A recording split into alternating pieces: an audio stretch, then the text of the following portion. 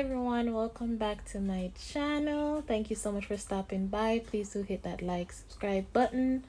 Today we'll be making this very spongy, moist banana bread that you're seeing here. The recipe is basic ingredients that you would normally have in home. You can just throw them together and get it done. This recipe is absolutely delicious.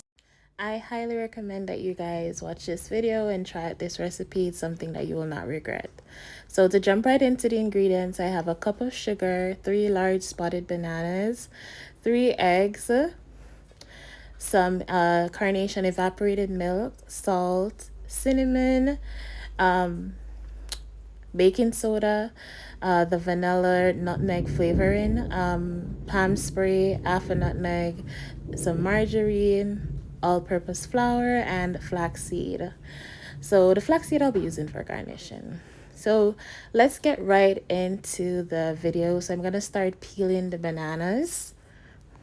So guys, I'm gonna just put a little disclaimer out. I know you guys would probably hear the rain and thunder in my background. The tropical storm Ian is just making its way past Jamaica. So thank you so much for your understanding. So once I'm through peeling the bananas, I'm just gonna go ahead and crush the bananas out for brief, maybe 5 seconds. Then I'm gonna go ahead and add my cup of sugar to this mixture. Then I'm going to also add about 4 tablespoons of margarine. You can use butter if you have butter.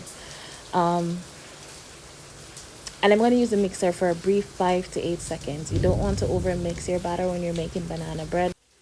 Typically for pastry recipes, you want to practice using the folding method. So I'm just going to clean up the sides in the bowl here, and then I'm going to continue adding some wet ingredients.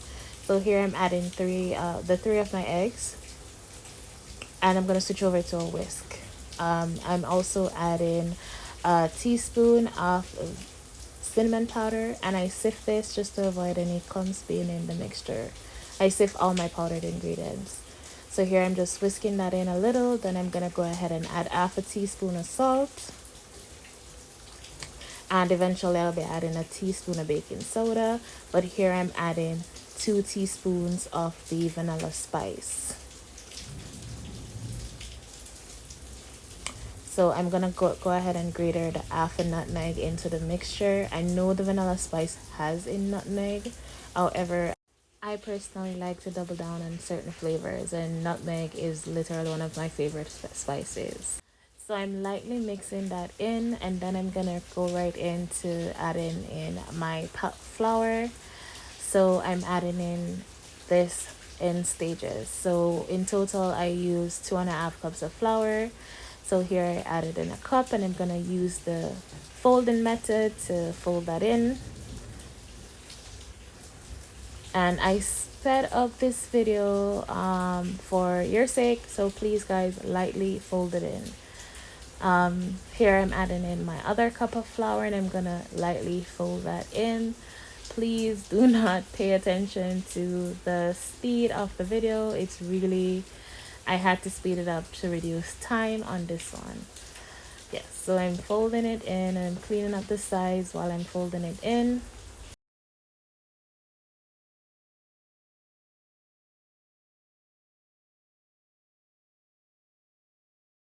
So it's at this point that I'm going to turn on my oven and set it to preheat at 350 degrees.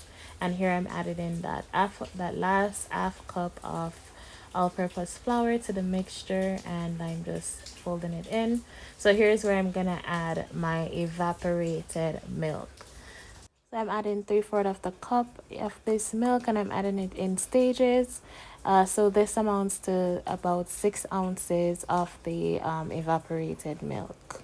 This is a very, very, very, I don't even know how to stress this enough, but this milk is ideal for this pastry. It adds so much flavor to it. Literally, I was using regular milk until I decided to try this milk, and it has not disappointed me. So here's where I'm adding in the baking soda, and I'm gonna mix it in with the milk. I'm gonna use the folding method until want to use a folding method until it's all incorporated. So here I'm just really testing the consistency of my mixture. I'm going to set that aside and prep my baking tins. So I spray the baking tins with the palm spray, and then I line it with parchment paper, and then I butter it. So this is the process that I did times 3. So I did this for 3 baking tin. One was going to my co-workers, one was for my mom only, and then another was for my family.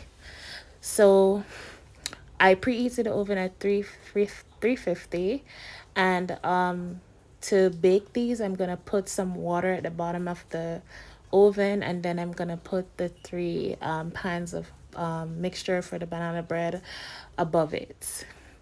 So what this does, it allows the pastry to really bake with insane amount of moisture. It prevents it from drying out, basically. So right here, I'm just adding the flaxseed, and the flaxseeds were actually a good touch because they gave the banana bread a crunch. Like when you were eating it, like you were crunching down the flax seeds. There was something so satisfying about it. To me, I'm not sure if others really like that I garnish it with flax seeds at the top.